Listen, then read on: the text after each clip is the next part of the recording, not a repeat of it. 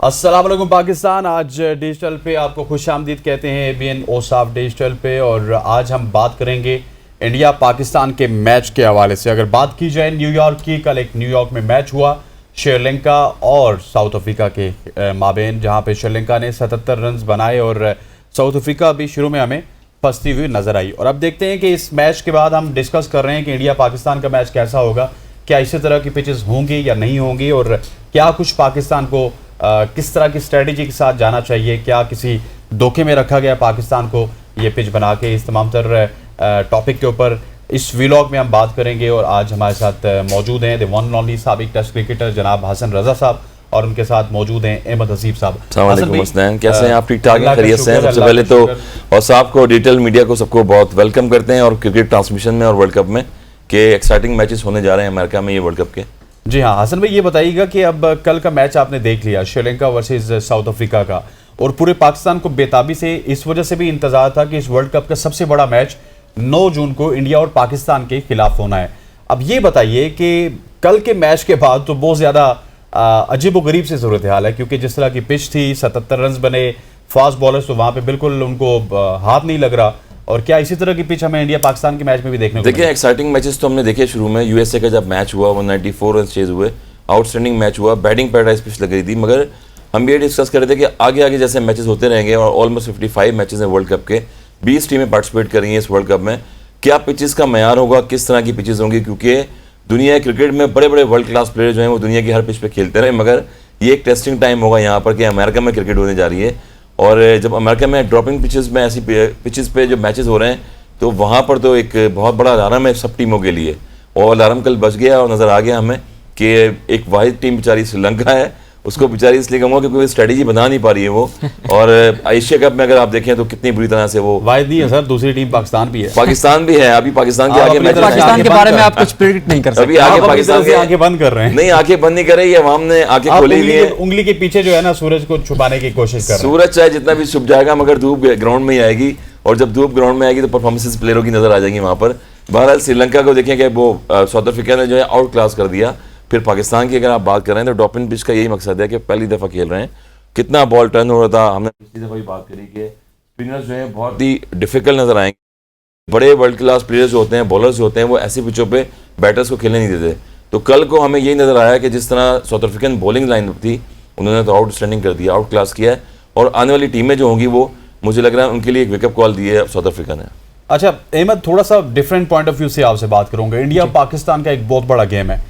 इस तरह की विकेट तो मुझे नहीं लगता कि आपको इंडिया पाकिस्तान के मैच में देखने को मिलेगी, क्योंकि जो इंडिया की मजमूई तौर पे जो स्ट्रेंथ है वो बैटिंग है, और वो बैटिंग पैराडाइज सर्फेसेस पे खेलते हैं। और जहाँ से पिचेस आ रही हैं, ये कल भी आपकी और मेरी बात हुई थी, वो एडलीट से आ रही हैं। और एडलीट में जो स्पिनर्स का राज होता है, एडलीट की जो पिच है वो हसन भाई को भी पता है, ये भी वहाँ पे जाके खेलते रहे। सो वहाँ पे भी यही पिच होगी जिस तरह की कल हमने देखी, या फिर मुझे लगता है कि हमें एक धोखे में रखा जा रहा है? देखिए हसनैन, किसी फ्रेब में मत रहिएगा जो कल आपकी आंखों में धूल झोंकी गई। अब पाक भारत जो टाकरा होगा न्यूयॉर्क के मैदान पर, वहां पर एकदम स्पॉट बैटिंग पिच आपको देखने को मिलेगी। हाँ, वो गेंद जो मैं ये कहूंगा कि वहां पर जो पहले टीम बल्लेबाजी करेगी उसका थोड़ा अपर एंड रहेगा, क्योंकि जूं वो पिच पुरानी होगी वरना स्पिनर्स के लिए साजगार होगी। क्योंकि टीम इंडिया के स्क्वाड में अगर आप देखें 4 स्पिनर्स वो लेकर आए तो वो कोशिश करेंगे, क्योंकि पाकिस्तान के पास तो पाकिस्तान की ताकत तो उनकी फास्ट गेंदबाजी है। भले ही आमिर परफॉर्म नहीं कर रहे, शाहीन ऑफ कलर है, नसीम शाह उस तरह टच में नहीं है, लेकिन फिर भी जो पाकिस्तान की ताकत है वो पाकिस्तान की गेंदबाजी, तेज गेंदबाजी है।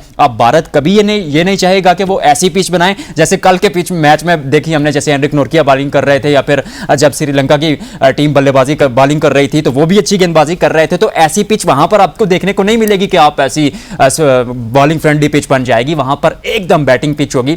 बीसीसीआई एक ऊंचे हथकंडे एक बार फिर खेल रहा है, वो आपकी आंखों में धूल चौंक रहा है, क्योंकि भारत की ताकत उनकी बल्लेबाजी है। वो चाहेंगे कि पाकिस्तान के खिलाफ पहले बल्लेबाजी करें, 200 से ऊपर टारगेट बनाएं, क्योंकि भले ही आजकल की मॉडर्न डे क्रिकेट में 210 220 रन चेज करना एक आम सी बात है, लेकिन जब आप पाकिस्तान इंडिया का जो मुकाबला होता है ना स्नैन, इसमें जो अच्छा खेलता है, जो बुरा खेलता है, वो तो जीतता ही जीतता है, लेकिन जो अपने आसाब पर काबू पाता है वो जीतता है। और 200 का जो साइकोलॉजिकल प्रेशर है ना पाकिस्तान टीम पर, वो अगर मुझे यहां पर बात करते हुए पता है तो I am sure team India को भी पता होगा। बैटिंग पिच होगी वहां पर, बॉलिंग पिच का आप सोचिएगा भी मत।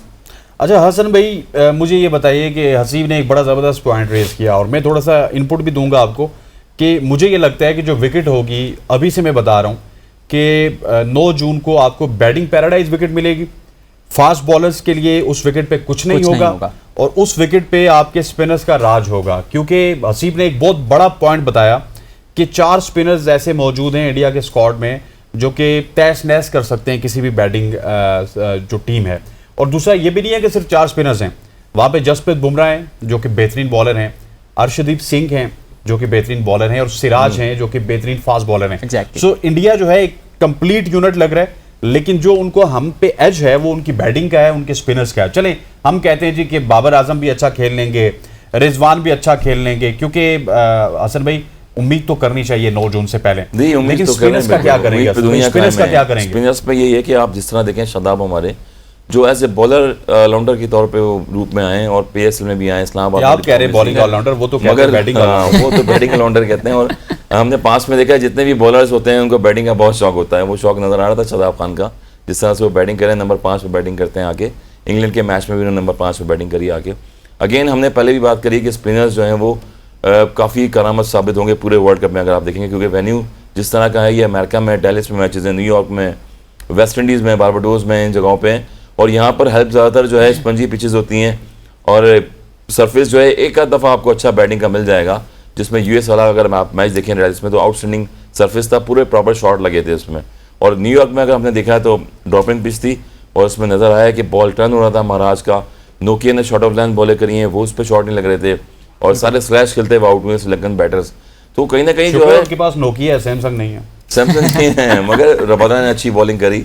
देखिए टैक्टिक्स पे हम बात करें क्रिकेट की स्किल्स की तो हर टीम तैयारियां करके आई हुई है और बैट्समैन को रीड करती है। अगर फखर जमान भी अगर तैयारी कर रहे हैं, आपकी टीम कहाँ तैयारी करके आई? मैच के बाद पता लगेगा, वो हेड शर्ट लगा के आगे पीछे इवेंट एडवर्टाइजिंग करिए और कार्गो की तरह सारे जो हैं वो हेड्स पहने हुए हैं। ह्यूस्टन में टेक्सास जगह है जहाँ पर हॉर्स राइडिंग बहुत ज़बरदस्त होती है और जहाँ पर बहुत सारे जो म्यूजियम है वहाँ पर ट्रेडिशनल जो है उनका कैप जो फ्लॉपी होती है वो पहनते हैं वहाँ पर लोग।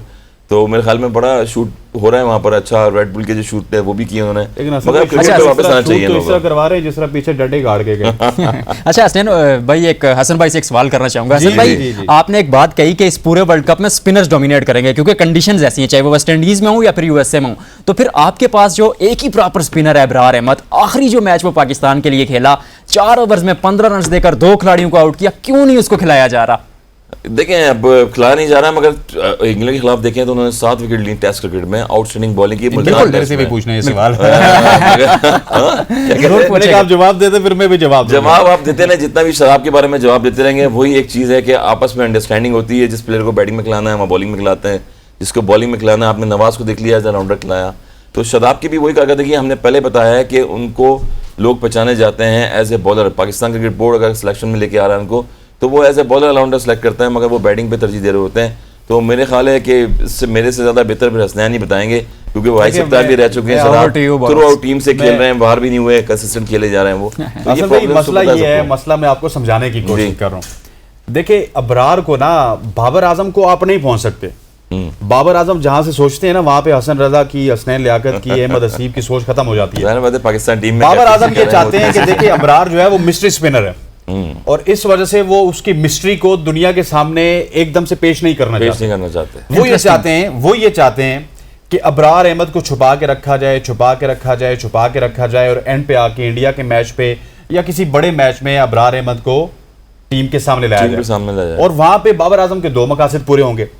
अगर तो अबरार अहमद चल गए तो बाबर आजम की वाह, ठीक है, अगर वो ना चले तो शादाब की वाह। तो बाबर आजम के दोनों मकसद पूरे हो जाएंगे। इस वजह से उन्होंने बेसिकली मिस्ट्री छुपाई हुई है कि इस मिस्ट्री को हम एक वक्त पे पूरी दुनिया के सामने लाएंगे। और मिस्ट्री तो इतनी बेचारे की करते हैं हम कि मतलब लगता ये है कि वो शायद मुताया मुरलीधरन से बड़ा स्पिनर है। देखिए ये मत भूलें कि बाबर आजम जो ड्रॉप हुए हैं वो अपनी कैप्टनसी की वजह से भी हुए हैं, अपनी परफॉर्मेंस की वजह से भी हुए हैं। अब उनको एक और मौका मिला है दोबारा कैप्टनसी का। तो मेरे ख्याल में ये दोस्ती यारियाँ चीज़ें अब दूर करनी पड़ेंगी। अगर आपको अपने आप को कंसिस्टेंसी दिखानी है परफॉर्मेंस में इस वर्ल्ड कप में, सारा पता लग जाएगा कि किस रुख पे पाकिस्तान क्रिकेट टीम जा रही है इस वक्त। ठीक हो गया अच्छा, सर। अब वाइंड अप 30 करते सेकंड है हैं, आपके ठीक है। पास, 30 30 सेकंड। मैं अब ये बात करूंगा यहाँ पर कि अगर इब्रार को अगर आप खिलाते हैं, जिस तरह मिस्ट्री आप कह रहे हैं कि बाबर आजम ने छुपाई हुई है, वो तुर्फ का पत्ता साबित हो सकते हैं, बट मुझे ऐसा लगता है कि अगर आपको आपके प्लान में है इब्रार तो फिर उसको खिला दें पहले यूएसए वाला मैच, आप डायरेक्ट उसको इंडिया वाला बहुत मैच ना शादाब खिलाएं। खेलेगा, और आखिरी एक बहुत छोटी सी शादाब बात, खेलेगा, जी, जी, जी। एक बहुत इंपॉर्टेंट बात है, ये जो आपने बात की है ना कि उसको छुपाया जा रहा है। 2011 वर्ल्ड कप के जब वर्ल्ड कप था तो मेरे पीसीबी ऑफिशियल से बात हुई, उन्होंने मुझे बताया कि हमने 2011 वर्ल्ड कप के सेमीफाइनल में शोएब अख्तर को बिठाकर वहाब रियाज को इसलिए खिलाया क्योंकि वो कहते हैं कि मैंने अपनी आंखों के सामने देखा है कि शोएब की लिए तैयारी हो रही है, नेट्स में साइड आर्म से गेंदबाजी हो रही है शोएब के लिए, लेकिन अचानक जब वहाब हमने अनाउंस किया टॉस पर तो खलमली बच गई भारतीय खेमे में कि भाई वहाब कौन है, और पांच विकेटें भी लोड़ करे क्या उसी तरह की मैनेजमेंट यहाँ पे भी हो, लेकिन ये यहाँ जो पर है भी ना हो। ख्वाब खरगोश में सोई है। हसन रजा साहब आपका बहुत बहुत शुक्रिया, thank you very much for joining us. Thank you. Ahmed Haseeb आपका बहुत बहुत शुक्रिया। ख़वातीन उज़ात, आज का ये जो हमारा डिजिटल सेगमेंट था ये देखने का आपका बहुत शुक्रिया। इंशाल्लाह फिर हाजिर होंगे, तब तक के लिए इजाज़त दीजिए।